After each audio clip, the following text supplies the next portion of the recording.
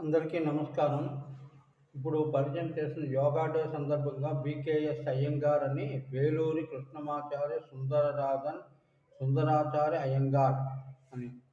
ఈయన 14 డిసెంబర్ 1918 సంవత్సరంలో పుట్టారు. తదుపరి 20వ తారీఖు ఆగస్టు 2014లో దివంగతులయ్యారు. అయితే ఈయన గొప్పతనం ఏమిటన్నది పక్కన పెడితే, ఈనాడు మన యోగా డే సందర్భంగా ఎన్నో యోగా గురించి తెలుసుకుంటున్నాం గానీ, ఈనాటికి 100 సంవత్సరాల క్రితమే బీకేఎస్ అయ్యంగార్ గారు పుట్టడం, తర్వాత ఆయన చాలా యోగా ప్రాక్టీస్ అన్నీ చెప్పడం జరిగింది. ఈయన రాసిన ప్రపంచ ప్రఖ్యాతిగాంచినటువంటి యోగా మాస్టర్ ఈయన.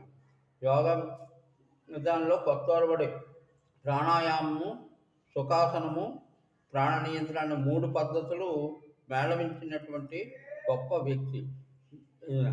ఈయన ప్యూర్ వెజిటేరియన్ కూడా. అంతేకాకుండా